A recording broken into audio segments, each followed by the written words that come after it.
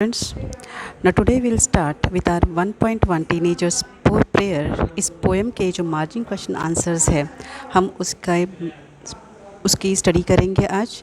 So before that I hope आपको teenagers prayer इस poem के जो वार्मिंग अप एक्टिविटीज़ हमने किए थे और जो एक्सप्लेनेशन किया था होपफुली वो समझ में आया होगा.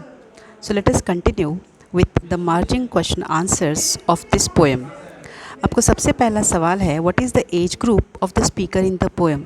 इस पोएम में जो बोलने वाली जो बच्चा है, स्टूडेंट है, जो भी है बोलने वाला, उसकी उम्र क्या है. तो here the speaker of the poem is a teenager means between 13 to 19 years old. 13 से 19 साल के बीच का ये एक टीनेजर बच्चा है.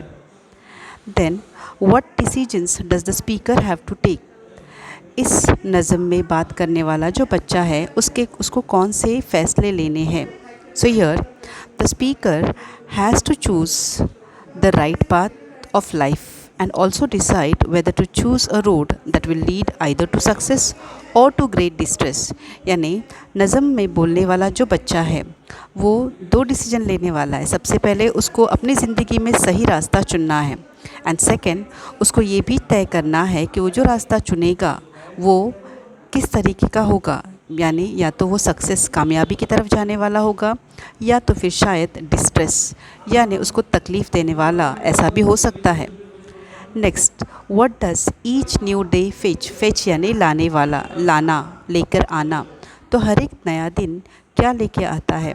Here each new day fetches new beginnings. हर एक नया दिन नई शुरुआत लेकर आता है. Then these are some meanings which are given. Darkened यानी मैंने आपको बताई थी जहाँ पर हम कह सकते बुराई वाला. So the meaning is evil. Distress यानी जहाँ पर बहुत सारी तकलीफ़ें हैं, वरीज़ है, स्ट्रेन है, यानी हमने यहाँ पर देखा है कि तकलीफ़ देने वाला. एंड टेम्पटेशन यानी क्या. टेम्पटेशन यानी मैंने कहा आपको, टेम्पटेशन यानी बुरा काम करने की जो तरगीब होती है, हमको लालच पैदा होता है वो.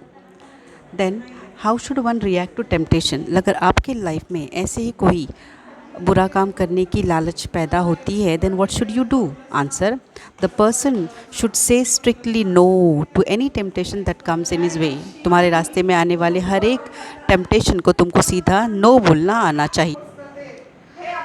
What effect does the speaker wish to see in himself at the end of his teens. यानी जब उसकी नौ उम्र ख़त्म हो जाएगी, 19 साल पूरे हो जाएंगे, तो what effect does the speaker wish to see in himself. तो ये जो स्पीकर है बोलने वाला है वो भला अपने आप में क्या बदलाव या फिर क्या असर देखना चाहता है.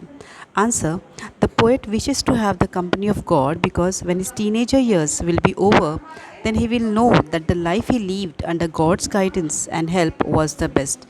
यानी वो ये देखना चाहता है जब उसके टिन्स 9 उम्र पूरी हो जाएगी तब ये देखना चाहेगा कि किस तरीके से अल्लाह के साथ रहकर, अल्लाह की गाइडेंस से, रहनुमाई से या उसकी मदद से उसने क्या किया है, अपनी ज़िंदगी बेस्ट लेवल पे जी है. Then in what condition does the poet wish to maintain his body. कौन से हालातों में पोएट कहता है कि मुझे मेरी बॉडी से, बदन से क्या करना है, उसको मेंटेन करना है या बुराइयों से दूर रखना है.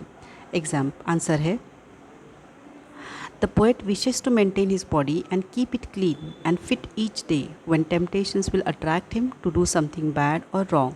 जब कोई भी लालच पैदा होगी उसकी ज़िंदगी में तब वो बुरा काम करने से उसके बॉडी पे या फिर उसको बोले दिमाग पर कोई उसका दाग धब्बा नहीं लगना चाहिए. इस तरीके से वो विश कहता है कि मुझे टेम्पटेशन से, ऐसी लालचों से दूर रखो. जब कोई लालच मेरे रास्ते में आती है तो उसे सीधा मना करने की ताकत या अल्लाह मुझे ज़रूर देना.